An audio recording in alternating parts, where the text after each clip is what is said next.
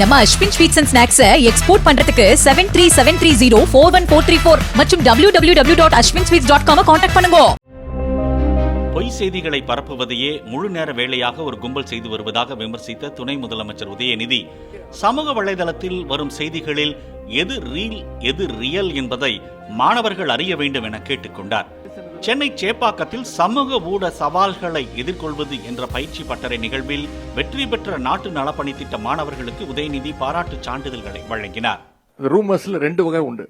ஒன்னு மிஸ்இன்ஃபர்மேஷன், இன்னொன்னு disinformation. Misinformation அப்படிங்கிறது எந்த உள்நோக்கமும் இல்லாம பரவுகின்ற செய்திகள். ஆனா இந்த டிஸ்இன்ஃபர்மேஷன் அப்படிங்கிறது திட்டமிட்டு ஒரு உள்நோக்கத்தோட பரப்பப்படுகின்ற அந்த பொய் செய்தி. மிஸ்இன்ஃபர்மேஷனை விட டிஸ்இன்ஃபர்மேஷன் மிக மிக ஆபத்தானது. போலி செய்திகள் மட்டுமல்ல, வெறுப்பு பேச்சும் பெரிய அளவுல மக்களையும் நம்முடைய நாட்டையும் பாதிச்சிட்டு இருக்கு. சிறுபான்மையின மக்கள், ஒடுக்கப்பட்ட மக்கள் வெறுப்பு பேச்சால ரொம்பவே பாதிக்கப்படுகின்ற சூழல் இன்னைக்கு ஏற்படுத்தி இருக்கிறாங்க. நம்ம Ashwin sweets and snacks export பண்றதுக்கு 7373041434 மற்றும் www.ashwinsweets.com கான்டாக்ட் பண்ணுங்க.